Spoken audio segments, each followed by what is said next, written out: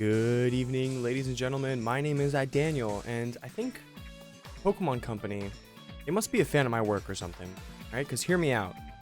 Yesterday was my birthday. I think they noticed, so they decided to make today Pokemon Day. Very, very cool of them. I'm sure those two things are related. So for the past couple of years, what they've been doing on February 27th, Pokemon Day, is basically doing a Pokemon Presents, which is like a little video showcasing the upcoming games, shows, anything Pokemon, any projects that are Pokemon related. They showcase them in this yearly presentation. The first half of it is kind of more of the quote unquote boring stuff, so speed through some of that, but then we'll get to the real juicy stuff, afterward.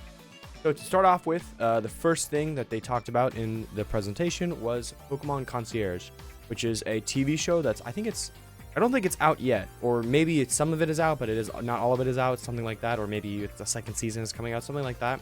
But it's just a TV show. Obviously, it's a story about Pokemon.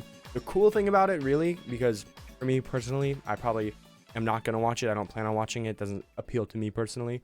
What does really look really cool about it, though, is the animation style. It's like a stop motion animation that is really unique and just honestly looks so amazing compared to a lot of the very standard or boring or quote-unquote safe animation that you see in a lot of animated shows nowadays. I think really specifically it works so well in Pokemon because of what Pokemon are. They're like animals. They're supposed to be wild animals, right? And this is something that doesn't really come out well in the games or the anime of Pokemon, but it really has come out well in this show, and it has come out well in the past with the movie Detective Pikachu. But like you can see the texture of the Pokemon's fur and just the way they look in this stop motion animation, fucking beautiful. But yeah, apart from that, I don't really care about the actual show itself too much. Just thought it would be interesting to kind of mention. For the next several announcements, they really sped through these reveals, which is kind of nice because this happens every year also, where they'll just have the mobile game segment, right? At this point, there's like fucking half a dozen Pokemon mobile games, so they have to be, something has to go on with them in each Pokemon Presents, and they always have their own segment. Luckily, they gave each one like 20 seconds max for this year. Really, the first big reveal of this presentation, the first of two really big reveals, was a new Pokemon game that's coming out called Pokemon Champions. This game looks pretty cool. So it looks like what it's going to be is a Pokemon Showdown style game. So if you're not familiar with that, what Pokemon Showdown is, it's basically just a battle simulator. Obviously, the main highlight of any Pokemon game is like the collecting the Pokemon and battling them, right? But every other Pokemon game has a story and cutscenes and training and all that stuff that you have to do with your Pokemon. This game looks like it's going to cut out all of that. It is literally just a battle simulator. Now, this is really cool for a couple of reasons. Number one, at least it's not some mobile slop again, right? It's not some random new mobile game. It is going to be on mobile. It's going to be on mobile and Switch, but it's not like slop. It is actually related to the core mainline games because the battling, as they announced in the Direct, the directing and planning for this game is going to be done by Game Freak, who are the developers of the mainline games, but it's not going to be developed by them. It's going to be developed by somebody else, but the planning of the game is by Game Freak. So it should be pretty much what I'd expect to see, at least. It's kind of like a one-to-one of the battle system in the mainline games will be in this Pokemon Champions game. So that's pretty cool. The other main reason it's going to be really cool is because for the competitive scene, this is going to be like probably a very big game changer, because if you have like an idea for a team you want to try out, you don't have to catch that Pokemon individually, go out, train it up to the exact way you want it. Theoretically, you could just put it in this battle simulator, see how the Pokemon would work well in a team, and then there you go. That's your team tested. So really, this is going to be super cool because it's going to make the competitive format of Pokemon a lot more accessible.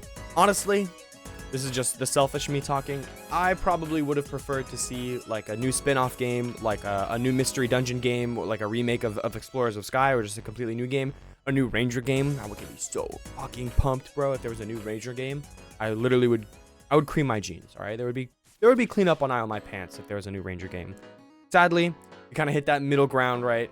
Not as good as a new Ranger game or a new mystery dungeon game, but at least it's not some fucking mobile slop that I don't give a shit about, you know? That's good. Good middle ground there. Now it's time for the big boy, okay? Pokemon Legends ZA, all right? The newest Pokemon game that's coming out, not quite Generation 10, kind of like a half or half spin-off game, the same way Legends Arceus was. We got our first real trailer for it. Now, this game was announced like a year ago or something like that, and we have gotten literally nothing on it until today. So it looks really, really good. It's unfortunately, this is kind of sad. It's dropping the Legends Arceus art style. It just kind of looks like a better version, a more polished version of Scarlet and Violet, which is fine because at least the game looks good. All right, if it looked like Scarlet and Violet, that would be another story. But it has the art style of Scarlet and Violet, which is fine. The game looks good, and the main characters, they look great too. I think the design of the main characters look super good. And whoa, there they are, the starter Pokemon. We know them now: Totodile, Tepig, and Chikorita. Kind of like crazy choices, in my opinion. I'm shocked to see, really, I'm shocked to see 2 Pokemon from Generation 2. I did not expect them to take 2 Pokemon from the same generation as the starter choices. But your boys got to represent Meganium. We're going Chikorita. I'm really excited to see if there's a Mega Meganium or like a new Meganium form. I've always had a soft spot for Chikorita, and Totodile's cool. I have no problem with Totodile. Tepig, fuck you, Tepig, all right? Get out of my sight, Tepig. I'm not picking Tepig, all right? All we need is Chikorita. Totodile is cool too. I am really, really hoping though for some megas for these starters. Also, they kind of sped by it in the trailer, but we caught a glimpse of like the character going onto rooftops and jumping from one rooftop to another. So it looks like the map design and actual world design of this new game is going to be a lot more vertical, which is pretty cool. Hopefully, Game Freak can kind of revive some of their good level design from like my childhood instead of the bad level design that they've had in the last few years. And, you know, maybe we'll see some good level design in a Pokemon game for once. Now, one of the most exciting things about this game is they're finally bringing back Mega Evolution. And come on, I think every Pokemon fan has been wanting this for like 10 years at this point. The last time we had Mega Evolution was in Ultra Sun, Ultra Moon 8 years ago. And it wasn't even like featured prominently in that game. That game was all about like the Z moves, right? So Mega Evolution, super excited to have it back. Also super excited to see if/what new Mega Evolutions are going to be coming out. I'd be shocked if there's not going to be any new ones. I'm sure there'll be new ones. I'm just excited to see what they are.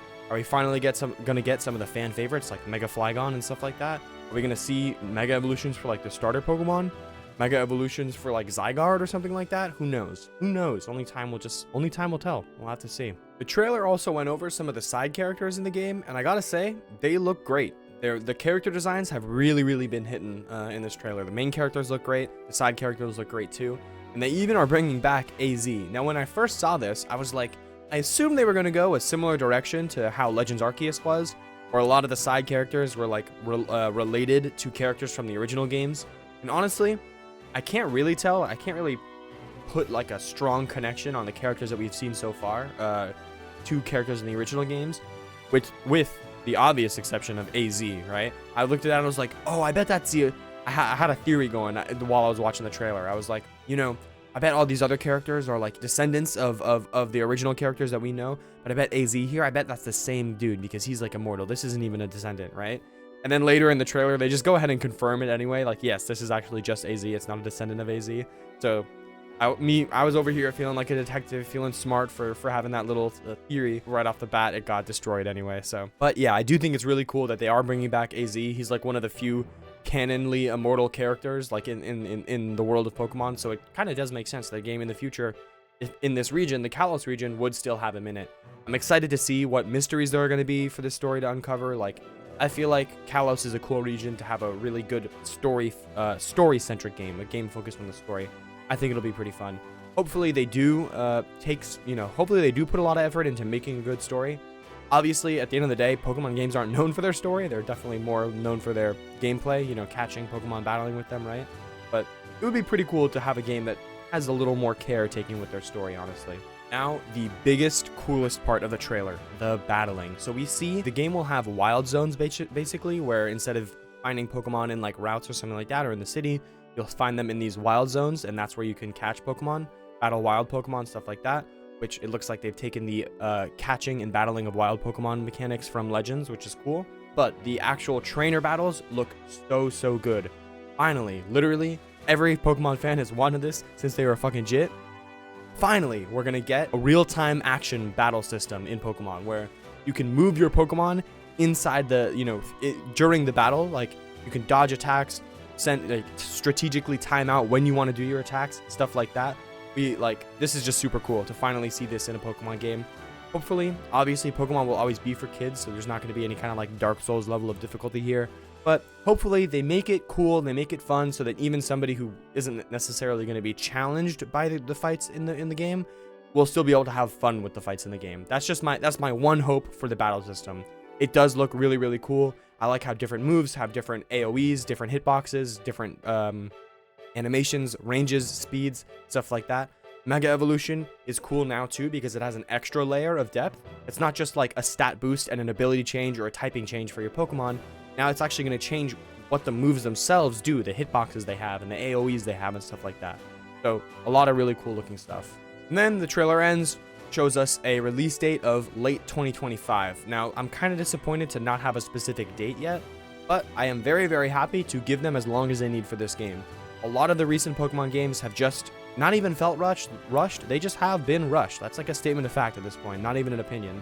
So giving them as much time as possible to work on this game, absolutely a good thing. I'll literally wait another 2 years, gladly. Okay, I want this game to come out as perfect as possible. So yeah, that's about it. Pretty exciting stuff for Legends ZA specifically, but overall, I gotta say this Presents was pretty good. Probably one of the better Pokemon Presents in more recent years. The game that they did announce, Pokemon Champions, while wouldn't have been my ideal choice, it's something I'm far from disappointed on, alright? I'm definitely not disappointed at all. And the trailer for ZA looked really, really great. Really, really great. Totally met my expectations. I've been keeping them low for Pokemon like the last few years. My expectations have always been low for Pokemon in the last few years, so this definitely blew my expectations out of the water. I'm glad to see something that I can actually feel like, wow, I'm excited for this. Still would have liked a new mystery dungeon or something, but you get what you get and you don't get upset, alright? But yeah, with all that being said, if you guys enjoyed the video, go ahead and leave a like and subscribe down below. And let me know what your thoughts are, whether they're positive or negative on this Pokemon Presents. And until next time, thank you guys for watching. Peace.